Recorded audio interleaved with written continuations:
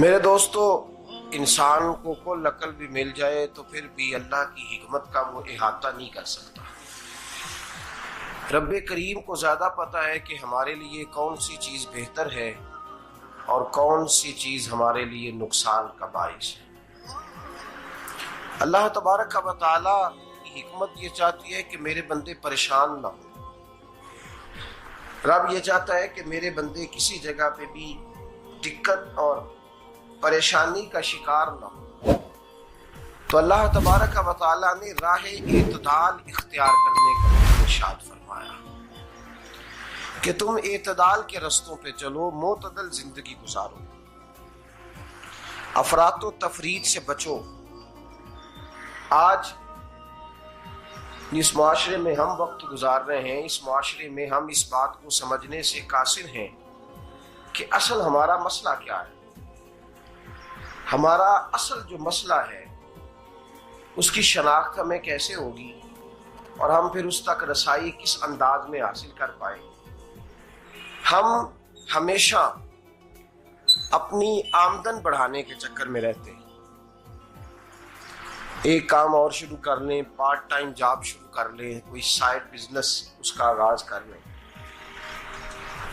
ہماری جو دوڑ لگی ہوئی ہے وہ لگی ہے کام بڑھانے، آمدن بڑھانے، حالانکہ اسلام ہمیں یہ کہتا ہے کہ تو آمدن بڑھانے کے چکر میں نہ پڑ، اصل بات یہ ہے کہ تو اپنے خرچے کنٹرول کر۔ تنگ انسان وہ نہیں ہوتا جس کی آمدن تھوڑی ہوتی۔ یہ توجہ کیجیے گا میری بات، یہ قیمتی بات ہے اور گفتگو ساری کا لب لباب ہے۔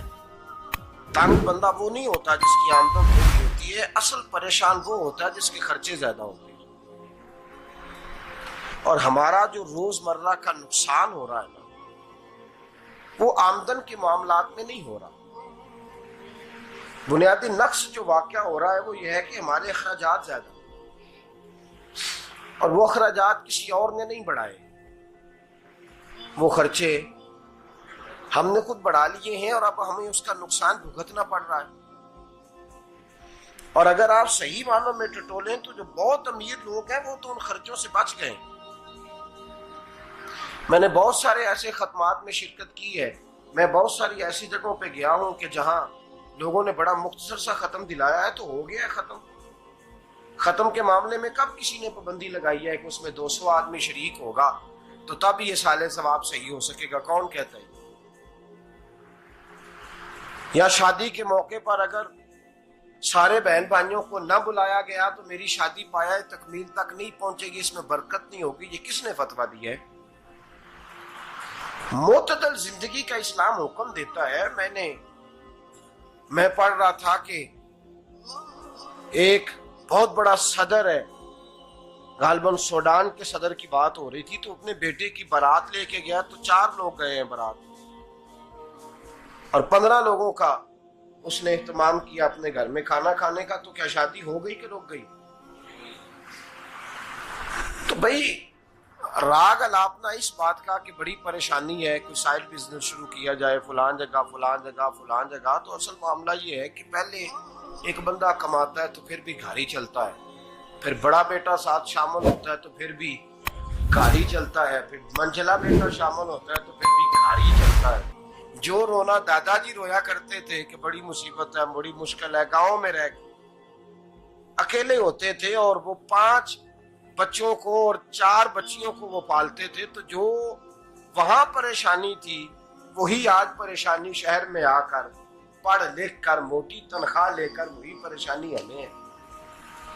تو میں جس نتیجے پہ پہنچا ہوں اس کو پڑھ کے، قرآن مجید کی چند آیات کو دیکھ کر اور اس مفہوم کی جو حدیثیں کتب احادیث میں پائی جاتی ہیں اور ہمارے بزرگوں نے ہمیں جو مزاج اس حوالے سے دیا ہے، میں اس نتیجے پہ پہنچا ہوں کہ مسئلہ آمدن کا نہیں، مسئلہ خرچے کا ہے۔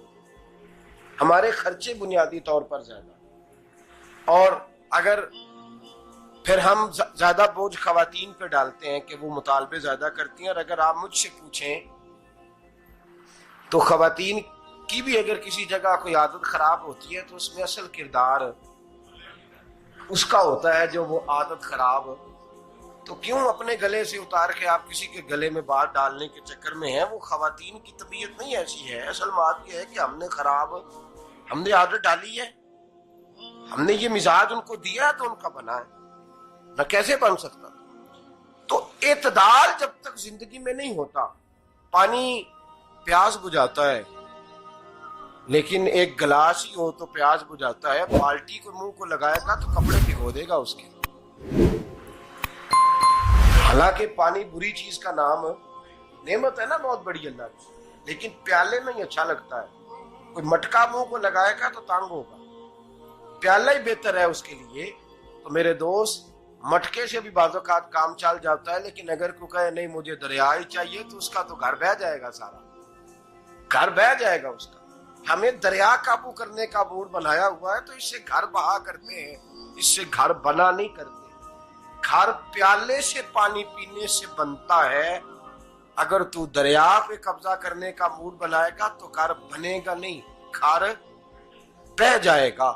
آگ نہ ہو تو کھانا پک نہیں سکتا، لیکن ہلکی آنچ سے کھانا پکتا ہے.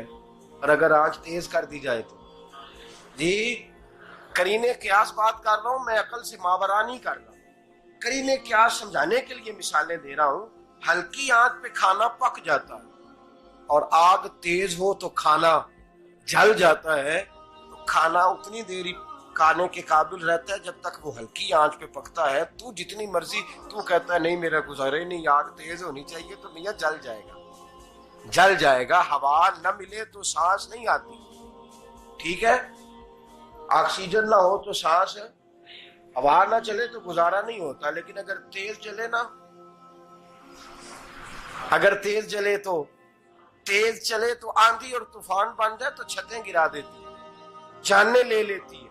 ہم ہیں طوفان کے چکر میں، ہم ہیں دریا کے چکر میں، ہم ہیں بڑے لاؤ کے چکر میں. تو میاں ہلکی آنچ ہی اچھی ہے، یاد رکھ.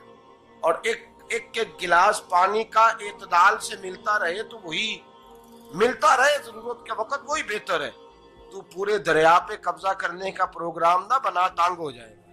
اور میرے عزیز یاد رکھ، ہوا سانس لینے کے مطابق ملے تو وہی اچھی ہے، جو سانس بند کرنے پہ آ جائے وہ ہوا اچھی.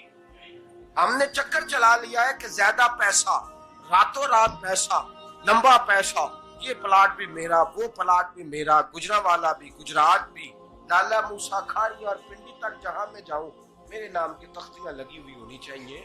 اسلام منع